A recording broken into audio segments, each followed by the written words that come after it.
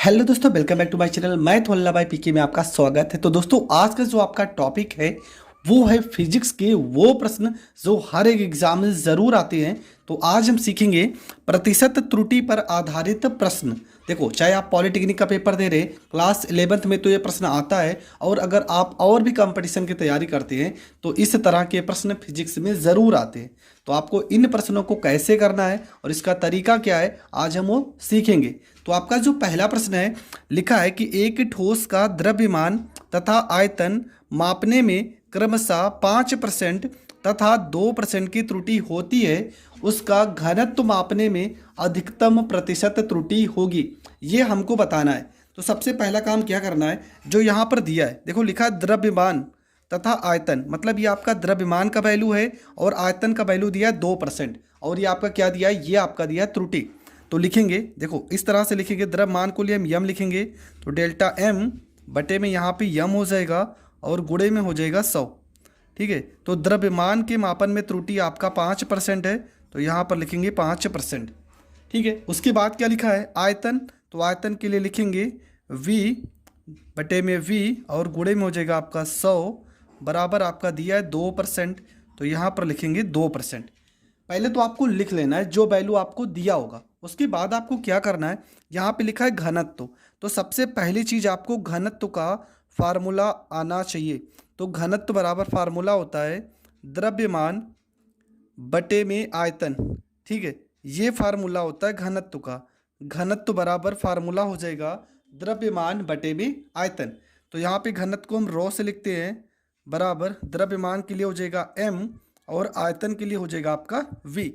तो इसका हम निकालेंगे प्रतिशत त्रुटि। तो कैसे हो जाएगा, ये आपका हो जाएगा डेल्टा ए रो बटे में रो गुणे में आपका हो जाएगा 100 बराबर में m के लिए लिखेंगे डेल्टा m बटे में हो जाएगा m गुणे में आपका हो जाएगा 100 प्लस में। अब देखो v आपका बटे में लिखा है, फिर भी आपको प्लस में ही करना है, तो आप यहाँ पर लिखोगे डेल्टा v बटे में v गुणे में हो जाएगा आपका 100 बराबर यहाँ पे रो बटे में रो गुणे में 100 बराबर इसका वैल्यू कितना दिया था 5%, तो यहाँ 5% लिखेंगे।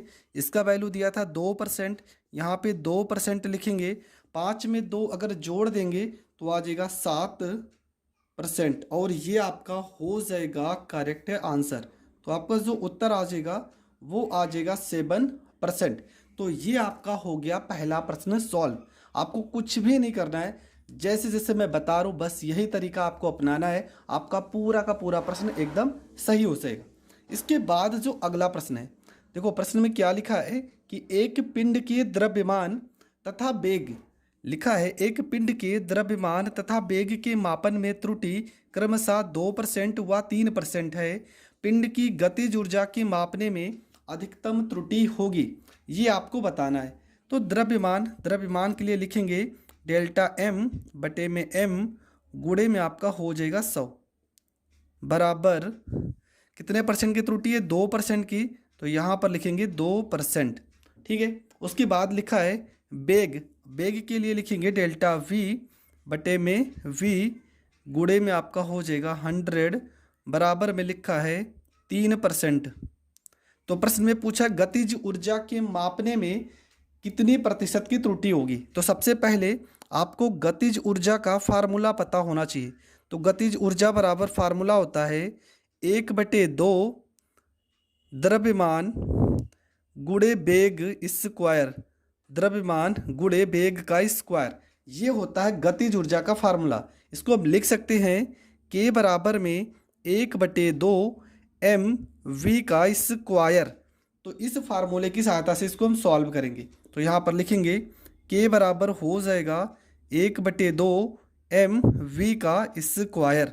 ठीक है, इसके बाद यहाँ पर लिखेंगे डेल्टा k बटे में k हो जाएगा गुणे में आपका हो जाएगा 100 बराबर अचर पद, मतलब 1/2 से आपको मतलब नहीं है, यम लिखा है, तो यहाँ पर डेल्टा m बटे में यम हो जाएगा गुणे में यहाँ पे आपका 100 हो जाएगा, प्लस में यहाँ पे v का स्क्वायर लिखा है। देखो v स्क्वायर को आप क्या लिख सकते हो, आप इसको लिख सकते हो 2 गुणे में डेल्टा v बटे में v गुणे में यहाँ पे हो जाएगा 100 बराबर डेल्टा m बटे m गुणे 100, यहाँ पे इसकी वैल्यू 2% है, तो यहाँ पे हो जाएगी 2%, प्लस में यहाँ पे लिखा है 2 और डेल्टा वी बटे बी गुणे 100, इसका वैल्यू दिया 3%, यहाँ पर लिखेंगे 3%, बराबर यहाँ पे देखो 2% है और ये 2 तिया 6, 6 में 2% जोड़ोगे तो हो जाएगा आपका 8% और ये आपका हो जाएगा करेक्ट आंसर।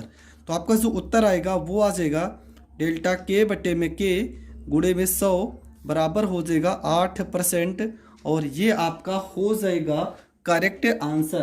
तो ये प्रश्न भी आपका हो गया कंप्लीट। आई होप आपको ये प्रश्न भी बहुत अच्छे से समझ में आ गया होगा। बढ़ते हैं अगले प्रश्न की ओर। तो आपका जो अगला प्रश्न है लिखा है किसी गोले की आयतन निकालने में प्रतिशत त्रुटि। देखो यहाँ पे सीधा सा लिखा है कि गोले का आयतन निकालने में त्रुटि 6% है, तो पृष्ठ क्षेत्रफल निकालने में त्रुटि क्या होगा। तो देखो गोले का आयतन का त्रुटि, तो यहाँ पहले हम हिंदी में लिख दे रहे, गोले का आयतन का त्रुटि दिया है, गोले का आयतन बराबर आपका कितना दिया, तो ये आपका दिया 6%, मतलब डेल्टा वी बटे में वी गुणे में 100 बराबर आपका दिया है 6%। तो आपको गोले का आयतन का फार्मूला पता होना चाहिए, हम यहाँ लिख भी दे रहे हैं, गोले का आयतन का फार्मूला आपको पता होना चाहिए। फार्मूला आपका होता है 4/3 पाई आर का क्यूब, ये होता है गोले के आयतन का फार्मूला। तो यहाँ पर आपका हो जाएगा v बराबर में 4/3, यहाँ पे पाई आर का हो जाएगा क्यूब। तो v को लिखेंगे हम डेल्टा v बटे में v गुणे में 100।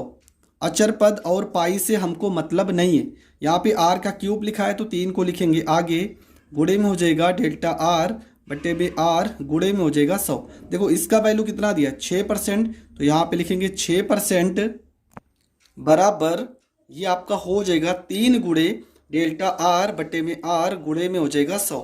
3 से 6 को काटेंगे 2% आएगा, मतलब डेल्टा r बटे में r गुणे में 100 बराबर आपका हो जाएगा 2%।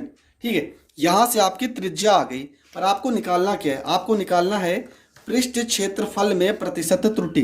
तो आपको पता होना चाहिए गोले के पृष्ठ क्षेत्रफल को हम यस से लिखते हैं, एस बराबर फार्मूला होता है 4 पाई आर का स्क्वायर, ये होता है गोले के पृष्ठ क्षेत्रफल का फार्मूला।